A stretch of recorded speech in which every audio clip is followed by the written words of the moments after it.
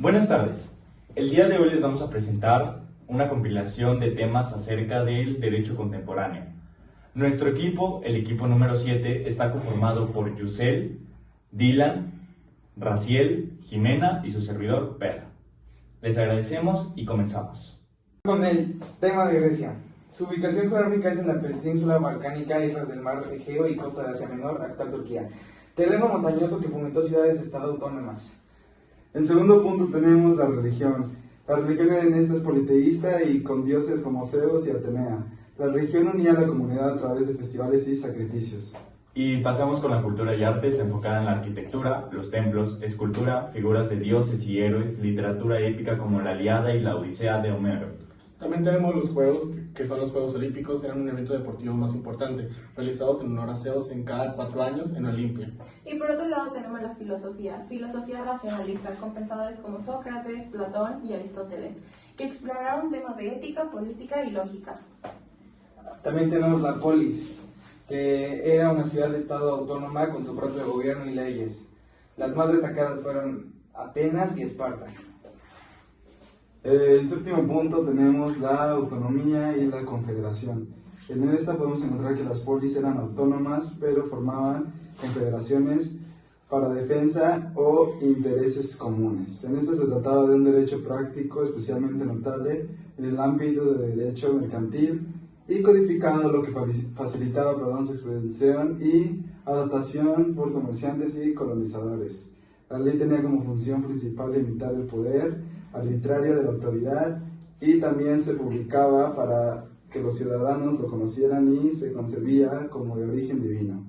Esta estaba inspirada por los dioses. Nomos y fuentes del derecho. Nomos representaba tanto la ley como la costumbre y no existía una clara distinción entre ellas. Los filósofos no juristas eran los teóricos del derecho en Grecia. Las fuentes del derecho incluían leyes, costumbres y juicios sin una separación nítida entre ellas. Ahora vamos a aplicar de Roma. Roma estaba ubicada en la península itálica, atravesando el río Tíber, atravesando la ciudad. Su ubicación en el centro del Mediterráneo facilitó su expansión y dominio de la región. Y ahora pasaremos con la religión. Los romanos eran politeístas y adoraban a dioses como Júpiter, Marte, Venus y Minerva. Más tarde el cristianismo se expandió y se convirtió en la religión oficial en el siglo IV después de Cristo durante el Imperio. Ahora pasamos con la cultura. La cultura romana absorbió influencias etruscas y griegas, cuyas destacaron en ingeniería, arquitectura, como construcción de acueductos y coliseos, derecho y literatura. También desarrollaron un sistema complejo de leyes y organización social. Por otra parte tenemos las formas de gobierno. En esta Roma tuvo 3 fases de gobierno. En primera parte tenemos la monarquía. En esta un rey gobernaba asistido por un senado y otros consejeros. En segundo punto tenemos república, en donde el poder fue compartido por el senado y los magistrados elegidos. Y por último el imperio. El poder absoluto pasó al emperador, aunque el senado mantuvo cierta autoridad. Y monarquía, fundación de Roma y los 7 reyes. Según la leyenda de Roma, fue fundada en 753 a.C. por Rómulo, el primer rey. Roma tuvo 7 reyes en su época monárquica, entre ellos Numa, Pompilio, Tulo, Hostilio y Tarquinio, el Soberbio. La monarquía fue derrocada en 509 a.C., dando paso a la república. El Senado y los comicios. Senado. Durante la República, el Senado era el órgano principal de gobierno asesorado a los magistrados y controlando las finanzas y la política exterior. Y los comicios eran asambleas populares donde los ciudadanos votaban para elegir magistrados y aprobar las leyes. Luego tenemos las clases sociales. La sociedad romana se dividía en varios grupos. En primer lugar tenemos los patricios, la clase noble, que inicialmente controlaba el poder. Luego tenemos a los plebeyos, que eran los ciudadanos comunes que luchaban por obtener derechos políticos y legales. En otro lugar, también tenemos a los esclavos. Sin derechos, eran propiedad de sus dueños y constituían la base de la economía romana. Ahora hablaremos de las fuentes del derecho. Las principales fuentes del derecho romano incluían la ley de las 12 tablas, primer código de leyes romanas creada en el siglo V a.C., o edictos de los magistrados, normas emitidas por los magistrados, senado, consultas, decretos del senado, plebiscitos, leyes propuestas por los tribunos de la plebe y aprobadas por los plebeyos. República y jurisprudencia. La República de 509 a.C. a 27 a.C. fue una etapa de gobierno representativo, en la que el Senado y los cónsules compartían el poder. La jurisprudencia creció como un cuerpo de interpretación y aplicación de la ley, aportando coherencia al sistema legal. En 10º punto tenemos el Imperio, que fue 27 años antes de Cristo hasta 476 después de Cristo.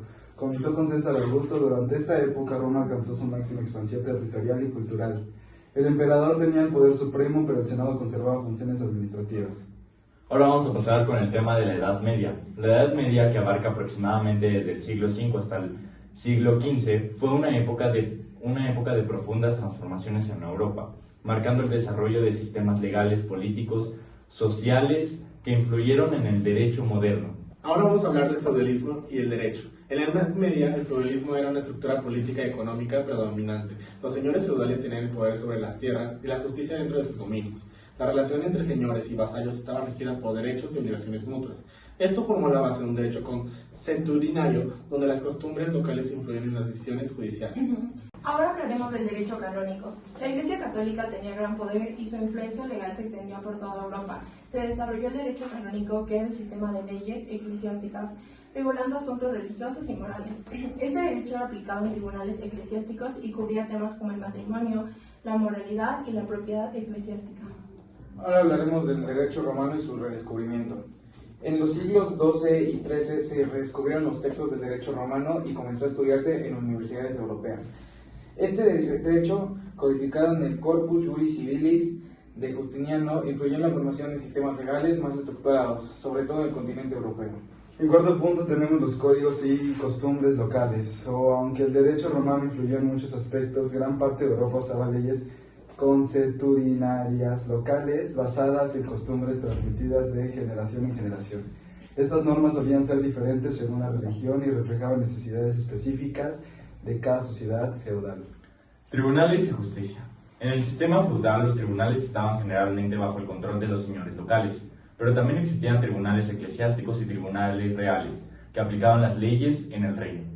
Esta estructura ayudó a consolidar la autoridad de la monarquía, que poco a poco fue centralizando el poder judicial en algunos países. Ahora vamos a hablar de las influencias a futuro.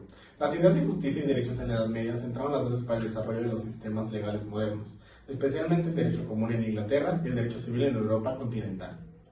Ahora pasaremos con el derecho inglés. El Reino Unido tiene un sistema de gobierno de monarquía parlamentaria, lo que significa que combina una monarquía con un sistema democrático de gobierno parlamentario. Seguimos con la monarquía constitucional.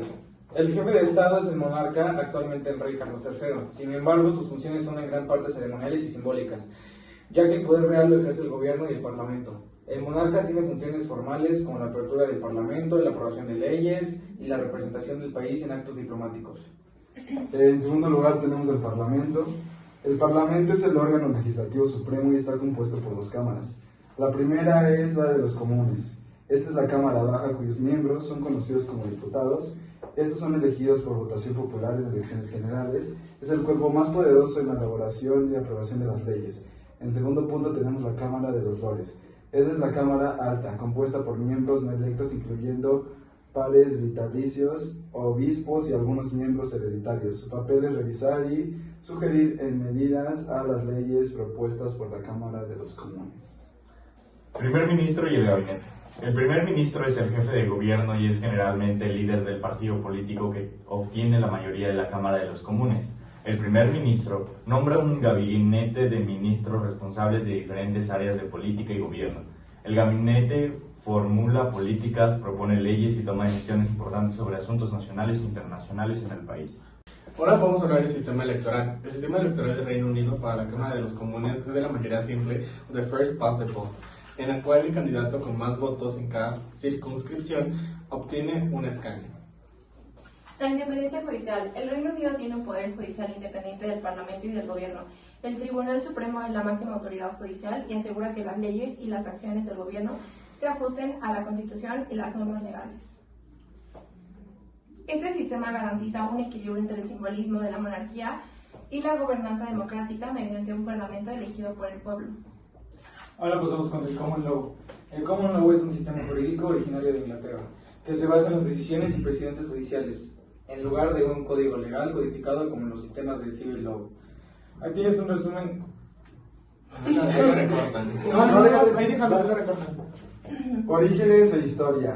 Surgió en la Edad Media en Inglaterra y se desarrolló a partir de las costumbres y prácticas locales que los jueces empezaron a aplicar de manera uniforme en todo el reino.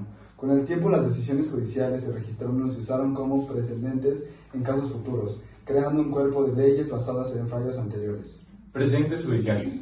Una de las características principales del common law es el principio de stare decisis, que significa que los tribunales deben seguir las decisiones previas de casos similares o establecidos así en un sistema de precedentes. Esto ayuda a garantizar la consistencia y la previsibilidad de la aplicación en la ley.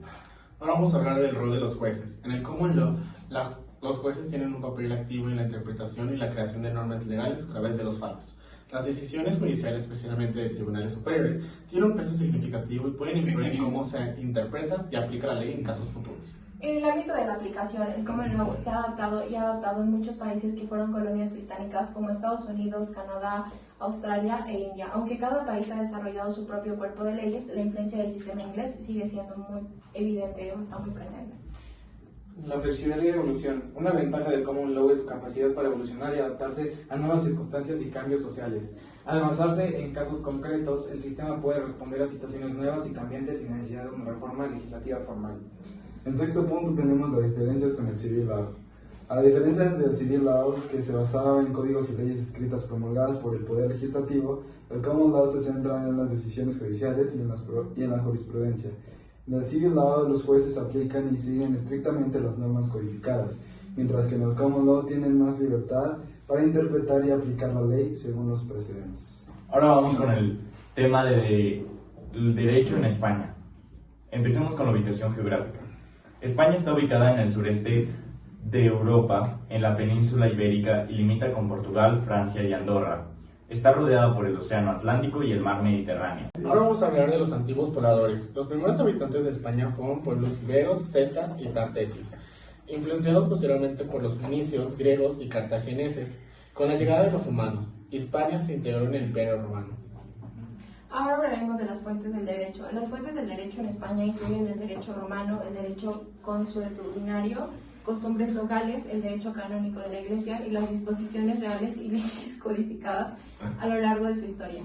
Pasamos con las leyes de estilo. Las leyes de estilo fueron normas creadas en la Edad Media en Castilla que buscaban estandarizar la administración de justicia y simplificar la aplicación de derecho en los tribunales. En quinto punto tenemos el ordenamiento de Alcalá. En 1348, el rey Alfonso XI promulgó el ordenamiento de Alcalá, que fue una importante codificación del derecho castellano, estableciendo las 7 partidas como fuente del derecho. Recopilaciones. A lo largo de los siglos, España realizó varias recopilaciones legales, como la Nueva Recopilación en el siglo XVI y la Novísima Recopilación en el siglo XVIII, que consolidaron y ordenaron las leyes existentes. Ahora, una recopilación de las leyes de Indias. Las leyes de Indias, publicadas en 1680, fueron un conjunto de leyes para administrar y regular los territorios coloniales de España en América, buscando proteger a los indígenas y organizar la administración colonial. Luego hablaremos de la Constitución de Bayona. La Constitución de Bayona de 1808 fue la primera constitución otorgada en España, redactada bajo la influencia de Napoleón Bonaparte, pero no llegó a aplicarse ampliamente. Pasamos con la Constitución de Cádiz. La Constitución de Cádiz de 1812 fue la primera constitución democrática de España. Proclamaba la soberanía nacional, la separación de poderes y reconocía derechos y libertades civiles. En décimo punto tenemos el descubrimiento de América en 1492. España patrocinó el viaje de Cristóbal Colón, quien descubrió América. Este evento marcó el inicio de la expansión española en el Nuevo Mundo y la creación del derecho de Indias para gobernar los territorios coloniales. Pasemos con el tema de derecho de Estados Unidos. La ubicación geográfica. Estados Unidos está ubicado en América del Norte, entre Canadá y México, con costas en el Océano Atlántico al este y al Pacífico al oeste. Ahora vamos a hablar de los antiguos pobladores. Los primeros habitantes fueron pueblos indígenas que llegaron a América hace miles de años. Estos pueblos desarrollaron diversas culturas y sistemas sociales antes de la llegada de los europeos en el siglo XV. Ahora hablaremos de las 13 colonias. Las 13 colonias británicas, fundadas en el siglo XVIII, se extendían a lo largo de la costa este de América del Norte. Estas colonias buscaban autonomía y resistían la intervención británica, sentando las bases de la independencia. En cuarto punto tenemos la Declaración de Independencia en 1776. Las 13 colonias declararon su independencia a Gran Bretaña, proclamando los derechos a la vida, la libertad y la búsqueda de felicidad. Este documento, impulsado por Thomas Jefferson, Marcó el inicio de los Estados Unidos como nación independiente. Ahora pasamos con las causas de la independencia. Las principales causas de la independencia fueron los altos impuestos británicos sin representación en el Parlamento, como la ley del timbre y los actos intolerables, y el deseo de autonomía política y económica en las colonias. Fuentes del derecho. Las fuentes del derecho en Estados Unidos incluyen la Constitución, la Ley Suprema, la Common Law, basada en precedentes judiciales, las leyes estatales y federales, y el derecho administrativo. Ahora vamos a pasar con la Constitución de 1787. Estableció el marco del gobierno de Estados Unidos, creando un sistema de gobierno basado en la separación de poderes, ejecutivo, legislativo y judicial, y el federalismo. Ahora pasaremos con el presidencialismo. El sistema presidencialista establece al presidente como jefe de Estado y de gobierno, responsable de ejecutar las leyes y dirigir la política nacional e internacional. Ahora pasamos con el federalismo. El federalismo en Estados Unidos divide el poder entre el gobierno federal y los gobiernos estatales, permitiendo que los estados mantengan cierta autonomía mientras se garantiza la unidad nacional. En 10º punto tenemos la doctrina Monroe. En 1823, la doctrina Monroe fue una política exterior que declaró que América debía estar libre de nuevas colonizaciones europeas y que cualquier intento europeo de intervenir en el continente sería considerado una amenaza para Estados Unidos. Expansión territorial y económica. A lo largo del siglo XIX, Estados Unidos se expandió hacia el oeste mediante la compra de territorios como la compra de Luisiana y guerras como la Guerra de México, fomentando con una rápida expansión económica y consolidando su influencia en América del Norte. Ahora vamos a hablar de la Revolución Francesa, en 1789 a 1799. La Revolución Francesa comenzó en 1789 en un contexto de gran tensión social, económica y política. Francia en ese momento estaba gobernada por una monarquía absolutista encabezada por el rey Luis XVI. La sociedad estaba dividida en 3 estados o clases. La primera, el primer estado, que era el clero; el segundo estado, que era la nobleza, que tenía numerosos privilegios y estaban extensos de impuestos; y el tercer estado, compuesto por la burguesía, campesinos, trabajadores urbanos, que eran parte del grupo mayoritario y el más pobre, ya que soportaban la carga tributaria. Esta desigualdad, junto con la crisis económica causada por el alto gasto en guerras, como la Guerra de Independencia de Estados Unidos, y una serie de malas cosechas, hizo que el descontento creciera. La situación empeoró cuando el rey intentó aumentar los impuestos para paliar la deuda, lo que afectó aún más al tercer estado. Ahora pasamos con las etapas de la revolución. Primero tenemos los estados generales y el juramento del juego de pelota. En mayo de 1789, el rey convocó a los estados generales, una asamblea representativa, para intentar solucionar la crisis económica. Sin embargo, el tercer estado pidió más representación y al no tenerla se declaró como Asamblea Nacional. En el famoso juramento del juego de pelota, juraron no disolverse hasta crear una constitución para Francia, desafiando la autoridad del rey. En segundo puesto tenemos la toma de la Bastilla, el 14 de julio de 1789. La tensión social aumentó y culminó en la toma de la Bastilla, una presión que simbolizaba la opresión monárquica. La Bastilla fue asaltada por el pueblo parisino, marcado el comienzo de la revolución y convirtiéndose en un símbolo de la libertad. Luego sigue la Gran Miedo y la abolición del feudalismo. En las zonas rurales, los campesinos, temiendo represalias de la nobleza, comenzaron a destruir propiedades feudales. Este periodo, conocido como la Gran Miedo, llevó a la abolición de los derechos feudales y privilegios en agosto de 1789. Ahora les voy a hablar de la Declaración de los Derechos del Hombre y del Ciudadano, del 26 de agosto de 1789. Fue inspirado por las ideales de la Ilustración y al éxito de la Revolución Americana. Los revolucionarios redactaron este documento fundamental. Proclamó la igualdad ante la ley, la libertad y los derechos inalienables de los ciudadanos, estableciendo los principios de soberanía popular y los derechos individuales. Fue uno de los primeros pasos hacia una nueva forma de gobierno, basada en los principios de libertad, igualdad y fraternidad. La Constitución de 1791 y el fin de la monarquía absoluta. En 1791, la Asamblea Nacional aprobó una constitución que estableció una monarquía constitucional. Sin embargo, el rey intentó huir del país en 1791, lo que aumentó las sospechas de traición y debilitó la monarquía. En 1792, tras la invasión de Austria y Prusia, la monarquía fue abolida y se proclamó la Primera República Francesa. Tenemos el Reino del Terror, que fue de 1793 a 1794. Tras la ejecución de Luis XVI en enero de 1793 se desató el reinado del terror, liderado por los jacobinos y Robespierre.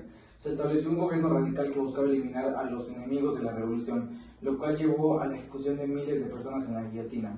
Aunque este periodo aseguró la supervivencia de la república, también mostró la cara violenta y extremista de la revolución. En séptimo punto tenemos el fin de la revolución y el ascenso de Napoleón. La revolución terminó en 1799 con el golpe de estado de Napoleón Bonaparte, quien estableció el consulado. La llegada de Napoleón puso fin a la inestabilidad política, aunque condujo a un régimen autoritario. Sin embargo, los ideales revolucionarios de la igualdad, libertad y fraternidad perduraron. Ahora en profundidad hablaremos acerca de la Declaración de los Derechos Humanos del Hombre y del Ciudadano. La Declaración de los Derechos del Hombre y del Ciudadano, aprobada en el 26 de agosto de 1789, fue uno de los documentos más importantes de la Revolución y sentó las bases de los derechos humanos modernos. Inspirada en los ideales de la Ilustración y la Declaración de Independencia de Estados Unidos, la Declaración enumeraba una serie de derechos y libertades que debían ser protegidos por el Estado. Las principales ideas y artículos eran la igualdad ante la ley. Todos los ciudadanos, sin distinción de clase, tienen los mismos derechos y deben ser tratados igual ante la ley. La soberanía popular. La autoridad reside en el pueblo y no en un monarca absoluto. La libertad y derechos individuales que se reconocen derechos como la libertad de expresión, de religión y de la propiedad privada. Y por otra parte tenemos la justicia. Todos tienen un derecho a un juicio justo y a la presunción de inocencia. Propiedad. Se consagró la propiedad privada como un derecho inviolable. Este documento fue la base para otros textos constitucionales en Europa y en América Latina y se considera precursor de la Declaración Universal de los Derechos Humanos de 1948. Muchas gracias.